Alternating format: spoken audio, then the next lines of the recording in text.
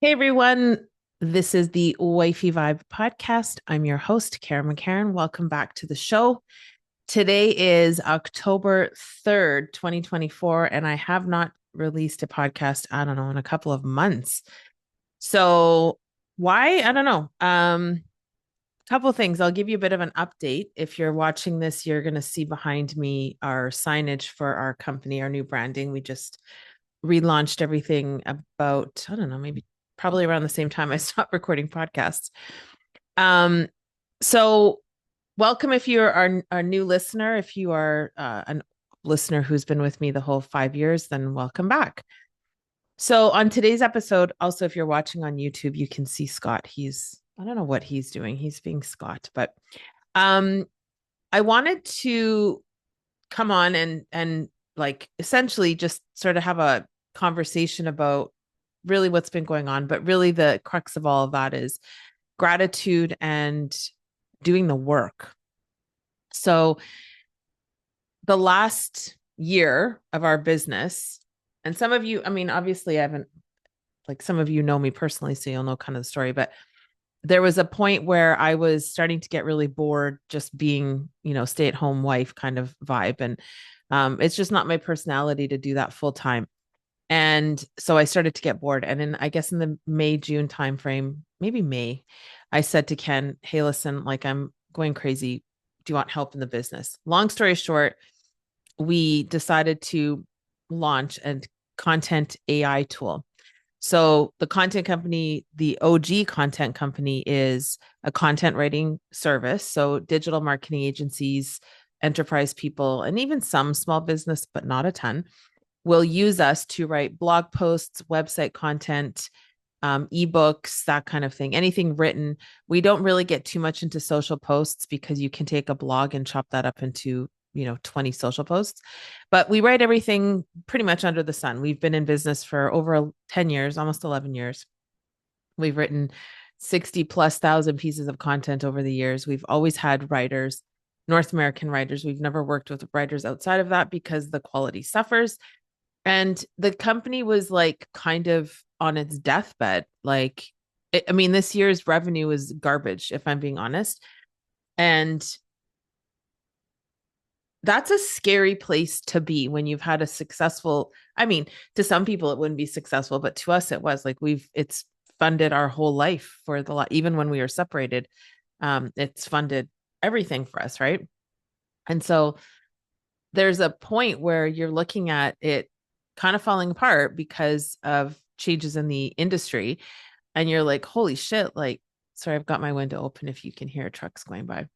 um but there's this moment where you're looking at it, and there's a whole host of reasons, and maybe Ken and I will come on and do a bit of an update on really what's gone on in the company and why things went the way they went. And I think it's a really important part of the story. um but I decided to come back in and like see what we could do, and then one thing led to another. One thing led to another, and we launched our very own content AI tool. And why I'm bringing that up is, and I'm sure I've talked about this in the past, but at the end of the podcast I'm going to give you some homework because that's kind of what I do and who I am. But let's get to that. So the reason I'm bringing up the business stuff is, if you're unwilling to do work around yourself, you're never going to get the result. And I know that sounds like no shit, Kara. Of course, that's the case. But what I mean by that is, like, Ken and I have found our way back to one another in certain capacities, and in certain capacities, we're still working on it, and we're still navigating and seeing where things go. What I can tell you, however, though, is if he didn't go, and I've talked about this in previous episodes, and really I just want to share how I was feeling this morning, the gratitude I was feeling this morning. But, he had to go off on his own and do his own work. I had to go off on my own and do my own work. And in that process, we found our way back, at least to an incredible friendship. He's my best friend in the world. I love him so deeply. He is my, if nothing, if nothing ever transpires beyond what we're doing now, he's my best friend soulmate. And that was only possible if we had acknowledged that we are both kind of fucked up in our respective ways. He was definitely far more attached to his feminine energy, his toxic feminine energy. I was far more attached to my masculine energy. And so even though I've done all the work and I've even had this podcast for 5 years and I've coached tons of women about this stuff, I had still struggled up until recently on what it actually meant to embody the feminine. And now that I understand the concept, I was felt able to come back into our business and work in the business and still kind of be able to flip back and forth. All that's to say, if you don't do the work on your own, there's just zero chance that if you're in a relationship right now, there's zero chance that it's going to work. I believe, and you have to take my word for it. You can look around, but it's really, really difficult if you are not willing to look at your own shit. And so we've been looking at our own shit for quite some time. Like I would say, and ladies, this is going to probably resonate with most of you, I hope, but women, we tend to just be way more willing. Like that's, anyone can come at me about this, like whatever, but the reality is a woman is far more open to looking at her own shit than a guy is. And that's because they've been conditioned to not. They've been conditioned to just move on and like suck it up, be a man, all that shit, all those stupid things that we have.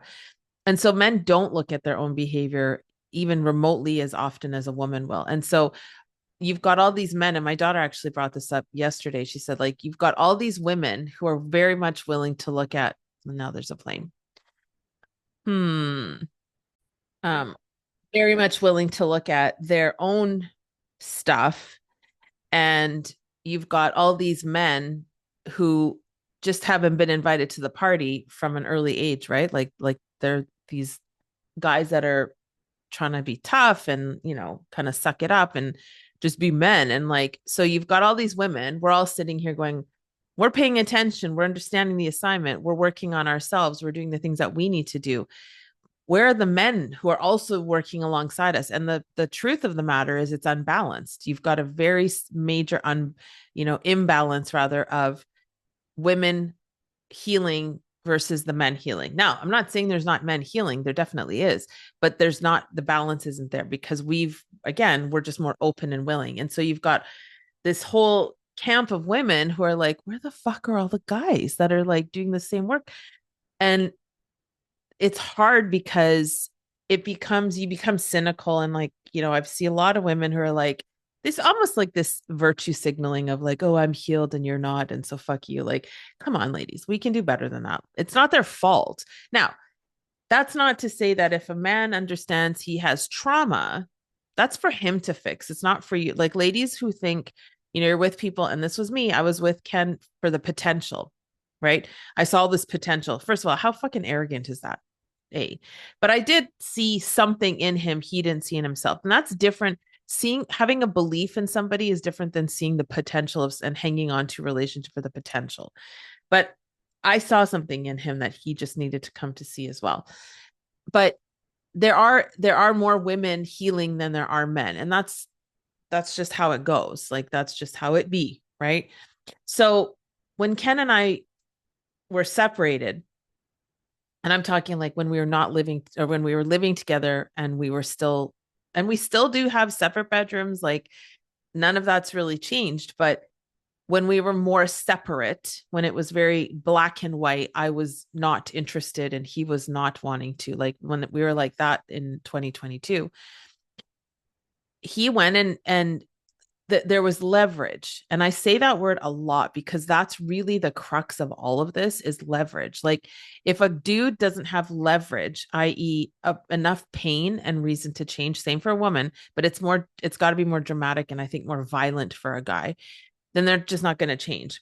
And so I made a decision, right? And I've talked about it again. Like I've made this decision that I was going to manifest or really just visualize and create the relationship of my dreams regardless of who. Like there was no face attached to it. I knew how I wanted to feel. And so I focused on that. And I focus on that every single day. How do I want to feel? And if that happens to be this situation I'm in, that's what it is. If it's something different, it's something different. But he had to go and do his own work. So that's been the last, like really, really focused for him and I on our own meditations. Like that's one thing that we do every day. If one of us is slipping, the other one is right there behind you, being like, yo, bro, you got to do this shit because it works. And so that's kind of like, I would say, the biggest piece of manifesting. Yes, you need to feel worthy. Yes, you need to understand the laws of the universe, the laws of reciprocation, the laws of attraction, all of the things. Like there's a whole long list of laws of the universe. Yes, you need to understand that. But what it really comes down to is visualization and vibration. And that's something Dr. Joe has been paramount in teaching both of us. And so this morning, I'm getting ready for a call. And if you know me personally, you know I cry like a baby often, um, out of gratitude, out of just so thankful for my life. And the crazy part about that is my life is amazing. But there's still a component, which is the financial side, that we don't have financial freedom like we want. And we struggle in some areas of mindset around money. But by and large, my life is incredible. When I look around my house and the stuff that I like get to look at and the people that I get to hang out with, and I mean, my circle in Ontario is non-existent, but my circle outside of Ontario is big. I have a beautiful big Tony Robbins family and Byron Katie family and all the things. But this morning I was getting ready and I was priming, which is a Tony Robbins thing. I wasn't actively priming, I just had it playing, and he said, be grateful. And I thought back to the story I'm about to share. And I just started crying. And I get emotional thinking about it even now again, because all of the work that Ken and I have done has brought us to this point. And when I tell you, there are a million times I wanted to give up. And when I say give up, to me, give up means quit my meditations, stop speaking positively, act like a victim, go get a job, do all the shit that doesn't make me happy. But that's what I mean giving up. There have been so many opportunities for both of us to say, fuck it, let's just go be 9-to-5ers, go back into the matrix and forget all this shit. And we don't, and we haven't, and we never ever do. And we might have moments of fuck this, but he and I are each other's Mount Everest. Like we're not even the rock, we're the whole fucking mountain for each other. And I'm getting ready and I'm thinking about what I have to be grateful for, which is plentiful. There's so much to be grateful for. And I was picturing, so we just got back from, so here's my story. We just got back from Mexico on Monday. Wait, no. Yeah, Monday. What day is it? Oh my God, it's Thursday. Guys, I have no concept of time anymore. That's a whole combination of perimenopause and entrepreneurship. But anyway, so we got back from Mexico on Monday. And why were we in Mexico? We don't have the money to go and just blow a bunch of cash and like go have fun yet. We're just not in that position right now. We're rebuilding our company. But we did make a sponsorship opportunity happen. And that's part of my superpower is when I make a decision that I'm going to do something, I do it. And I made a decision 45 days ago or 2 months, not even maybe a month and a half ago, 45 days, that we are going to, sponsor an event for a company that we are partners with that has a whole bunch of franchised digital marketing agencies. And we've been dormant in that group. And that's for another episode, but we've been quiet in that group. And now that I'm back into it and my title is VP of Partnerships, I'm building partnerships or rebuilding partnerships with a lot of these people. And so we were invited to sponsor and we accepted. It was a lot of money for us at the moment. We had to pull, like, when I tell you nobody is, I mean, I'm not going to say nobody, but not many people are as dedicated to success as Ken and I. Like we really really had to pull it out of our ass to make this happen. And we did. We went into some debt to do it, but it was worth it. I mean, I have so many booked calls from this event. Anyway, so we made a decision. We go to Mexico to do this event. And the week prior to this event, my husband did a talk on a stage he's never done before at an event that I set up for him. So I'm kind of playing his agent now, which by the way, I fucking love. It's probably my favorite thing I've ever done so far.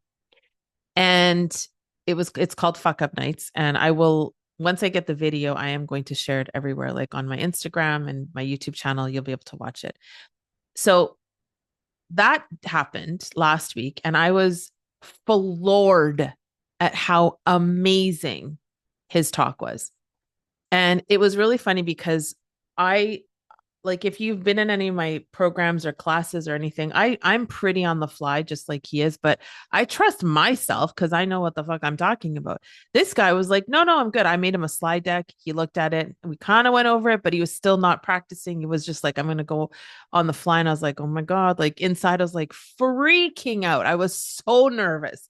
So we get to this event, grabs the microphone, and from the second he opened his mouth till the end of the Q&A, he was on fucking fire. Like he was so good. It was like he had done it 1,000 times. I was like, holy shit, is this my husband? And I was like the proudest wife ever.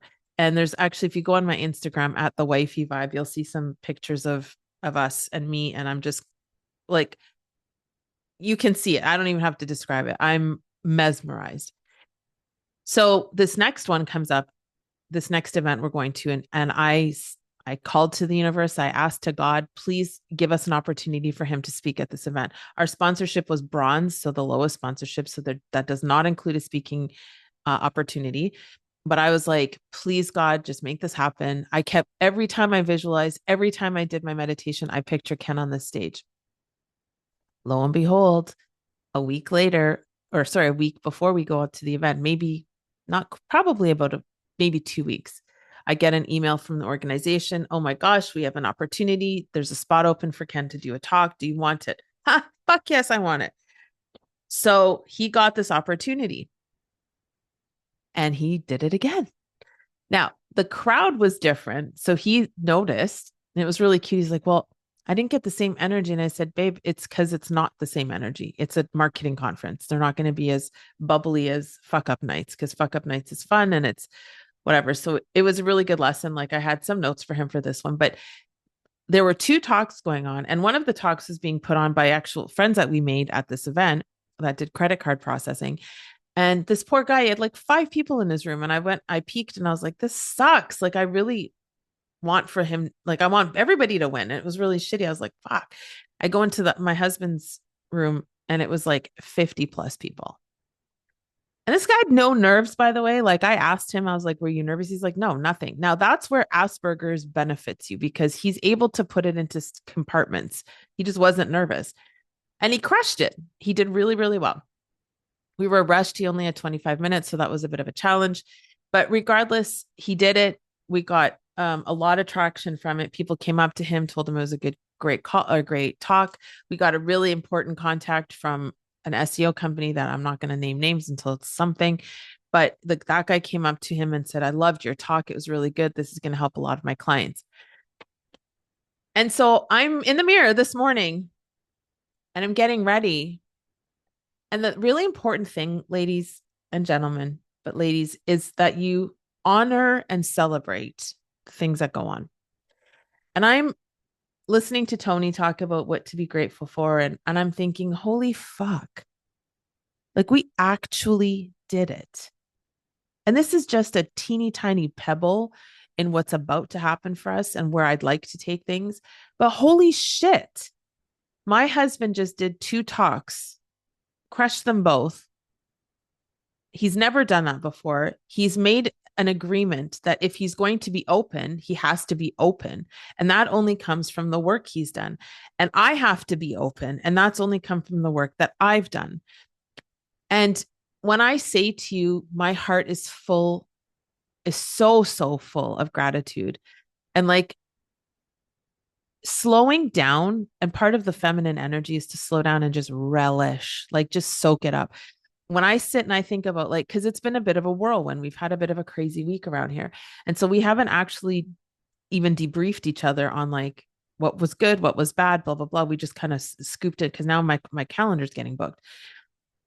But when I think about what we've accomplished, the two of us, with no real financial input from any, like we don't have family, we don't have savings, like that's the truth. Everything we've ever made we put back into the business. Have we made great business decisions financially? No, probably not, but you learn. Like we've learned a shit ton, but we've put everything we have into this company. We've put everything we have into each other right now. We're very committed to each other's growth, and I think that's really beautiful. And there's still more to come and more to work, but when I sit and think about, my God, like what we just accomplished in the last couple of months. We built an app. Now we have a content AI tool. Like now we're a SaaS company as well as a full service company. Like, holy shit. And I think the biggest piece of all this, and what I want you to go away with, is it's the vibration that he and I are actively participating in. Meaning, I'm not sitting like, and this is going to be the exercise. If you want to take it, if you want to, if you don't want to do it, that's cool too. But the work we do is about what, like, some of you are going to go, yeah, I totally get it. Some of you are going to go, oh, she's fucking nuts. But where we operate in the 5 dimension, meaning that's the vibration of having what you want already, have, oh my God, it's already happened. So in the 5D, in the 5th dimension, our dream life and our dream finances and our dream like investments and portfolio and other businesses, it's already done. It's already done. We're not pining for it, nothing. And so when you come back into the 3D, the tangible, the place we're all here together in, it's easier to live as though, and it's easier. So you're not necessarily just like, it's not a suggestion to go say, if you have $200 in your account, could go and buy something that you really want for $200. Now, some manifestation people will say, go buy it. I live in a bit of the reality. Well, like maybe we shouldn't do that unless it's something that feels really aligned. It's just kind of like, what's the point of that? But you can act, your frequency and your vibration can feel like you're going to go make that purchase. So I have my eye on a certain purse, and I've already, in my mind, in my 5D vibration, I already have it. It's done. Now I'm just going to wait for it. And that's sort of how this whole business thing is transpired. Is I already saw my husband on a stage. When I'm doing my meditations, I see Ken talking. And last night I did, so it's an hour long. If you want a link to the course that we took with Dr. Joe Dispenza, it's online. It's life changing. Like when I say life changing, obviously you guys can, I mean, you can't see it, but I'm telling you, it's life fucking changing. Like everything that's happening in our world right now is because of 2 main mentors, which are Catherine Zenkita, Manifestation Babe. And by the way, she's getting MBA. Manifestation Babe Academy is launching this year again. If you have not done it, I cannot recommend it enough. It is the most incredible. Sovereign Money is another one that I'm doing right now. I'm in that group and it's unbelievable, crazy, and like best investment. And then Dr. Joe, Dr. Joe Dispenza. So everything that's happened is because of this vibrational work. And so in my meditation, now I'm picturing him on a bigger stage and I'm picturing myself getting him bigger gigs. Because the thing that's so interesting about it when he did his talk was like, he always says, and this is an NLP, neuro linguistic programming, that he and I've worked on tirelessly, because this guy, he isn't saying it anymore, but he sure as fuck said it all the time. I'm not a business guy. So when he was doing fuck up nights, he's talking about business. And I'm like, this guy talking about he's not a business guy. Like he's fucking crushing it. He's not, like, look at him. He knows exactly what he's talking about. It was amazing. But it was amazing for him too, because now he could see himself that way. Blah, blah, blah, blah, blah. Long story short, long story long. The work is in the consistency, and the work is in the vibration in your frequency. Even on our phones, we have, actually now I have a picture of my husband on a stage, and for those of you watching, I'll show you quick. I'm I'm fangirling hard for this guy. Like when I look at him on his like on stage, I'm like, um, but it's the frequency. So we both are visualizing similar things. Um, he's a really good kind of short-term manifester. I'm better at long-term manifestation. But it's the first decide who you want to be, right? And then you play in the frequency of it. So last night I was picturing him on a bigger stage and I was managing him, and I was also picturing us doing a fireside chat because our story is, I think it's pretty cool. I think the whole story is pretty cool. And I get choked up when I talk about it because I know, you know, I was 23 when I met him. I had a kid and I was boss babying my ass off. I had a car, an apartment. I was doing really well. I had some money, whatever.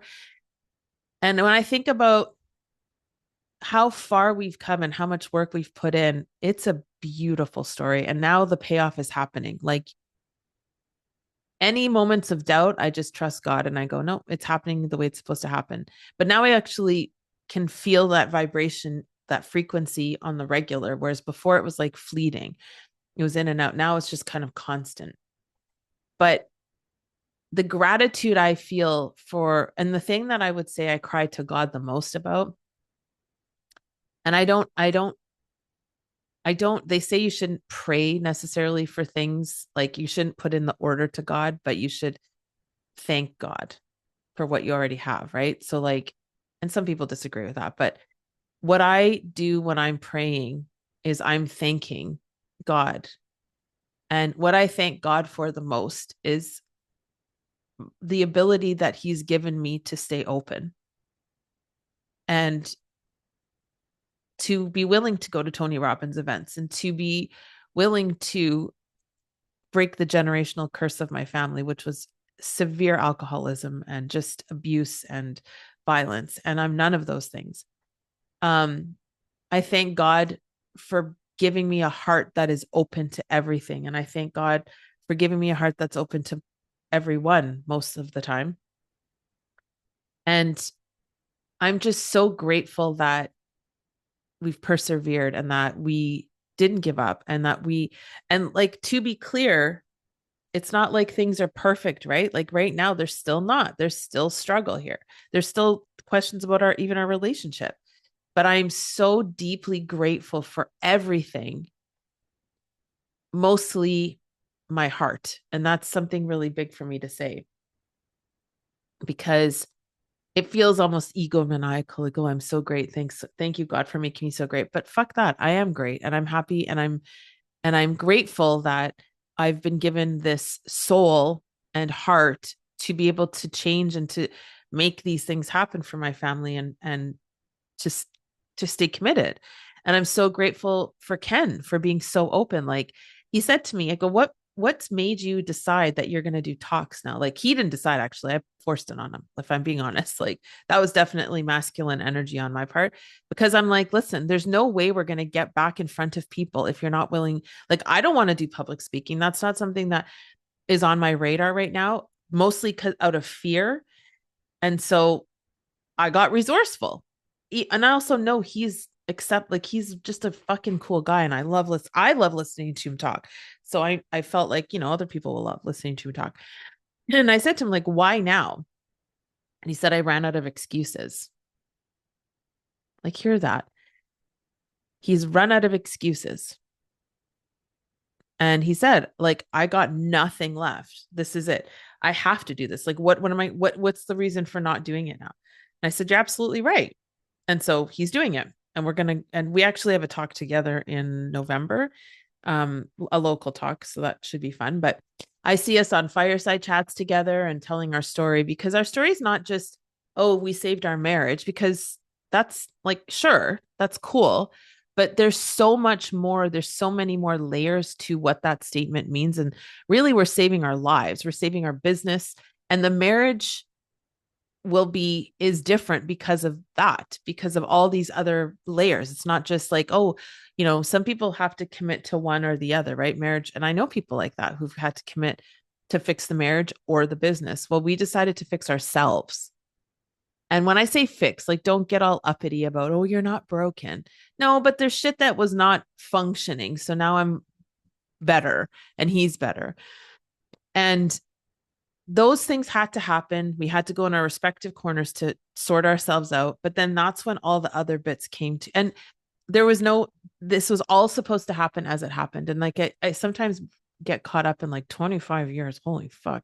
We've been doing this business for 10 years. We're not millionaires yet. Holy fuck.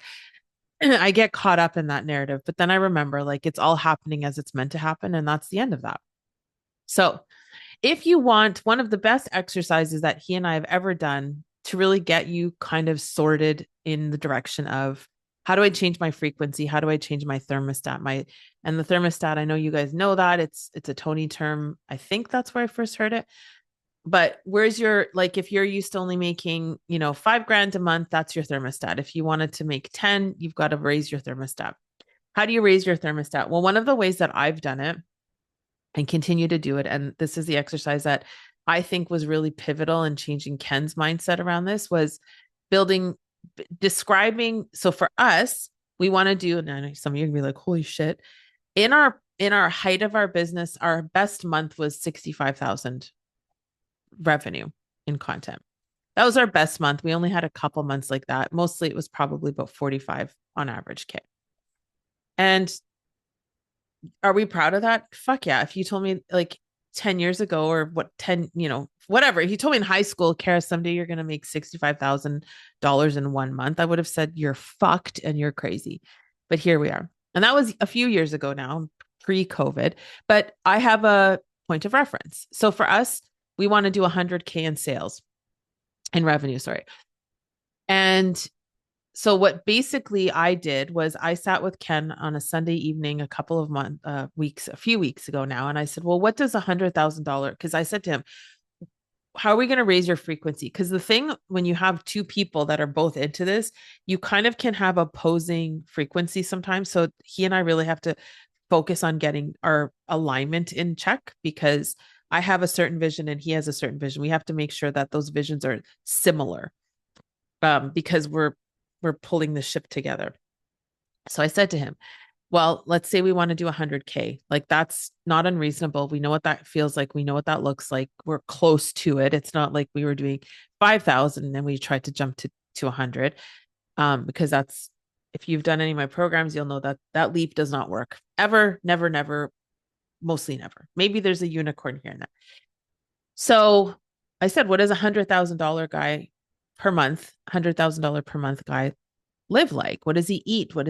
How does he walk? What does he dress in? Like, where does he go? And so we kind of crafted this whole persona around what our family, and I did it, sort of as well. I need to refine mine. So if you want to make a certain amount of money that feels like possible, right? You don't want to make it feel impossible because it will be impossible and you'll find ways to fuck it up. But find a number that feels comfortable to you. Then I want you, and I did this exercise with another friend of mine, and I said, listen, and this is not a new exercise. Lots of teachers do this, but I'm just reminding you, do it, right? What does $100,000 a month girl, guy, whatever, family, business, what does their life look? And it has to be personal. So like for me, if I'm making 100K a month, I'm definitely going to Vegas this weekend. Me and Ken are feeling a little bit after coming back from Mexico. I would love to go inject some energy into the weekend. We're booking a flight to Vegas. Okay, cool. So then I start to let myself play in that. And then when I do a meditation, I might picture that. So really get detailed. Like, what does that woman look like who's making $40,000 a month in revenue? Get specific. Talk about what you're eating. Talk what kind of restaurants do you go to? What kind of clothing do you wear? What kind of bags do you have? What kind of car do you drive? What kind of impact do you have? Are you donating to this charity or that charity? Like really start to craft what that, and then I want you to feel it, embody it. And the only way that I ever find that I'm able to do that successfully, like I can do it now, but in the beginning it was meditation. It was all Dr. Joe and Catherine. She's got some crazy awesome meditations. There's one in particular that I have listened to probably 600 times. So the meditation is going to help you to feel, because then your distractions are gone. It's going to help you to feel what it will feel like when you're doing the thing. So if you want to have a $40,000 a month lifestyle, and you know that at that lifestyle you're able to go get your nails done on a weekly basis, feel how that feels. Like go granular, like make it small enough that you get excited about it. So, and then the other thing that I've discovered, I've got a call coming up, my things are beeping. Obviously we're a content writing company, but we've created a chat GPT, or we're using GPT in our own developed holy, get to it faster, like platform. So what I'll do, and my daughter actually alerted me to this. I think she saw it on TikTok. I'm not sure, but basically you you can go into Chat GPT. If you want to access into my tool, send me an email and I'll give you free access. Kara at thecontentcompany.ca. But basically I bullet pointed like what my lifestyle would look like at 100K a month. And then I popped it into the chat and I said, now give me a day, a dream day, like a day in the life of, as though this is my life. And then it spits out a story. Another really good hack. Love that hack. In fact, I did it for one of my things that I'm visualizing or manifesting rather is Ken and I on stage with Tony Robbins at Business Mastery talking about our comeback story, because it all really starts from him, from Tony. And so I did that and I put it into the chat box and it spit out this really amazing story. Maybe I'll put it in the show notes. But it was like, holy fuck, like I can feel it. So I'm going to wrap it up with do an exercise like that, figure out what that looks like for you, how that feels for you. And then if you want to take it to the next level, throw it into a chat GPT and ask it to write you a day in the life of, or reach out to me and you can use my chat. It's really fun. But I'm so eternally grateful for all of this. And I'm really proud of us. And the best is yet to come. All right. Have a wonderful day, everyone. I love you so much. Thanks for tuning in. Bye.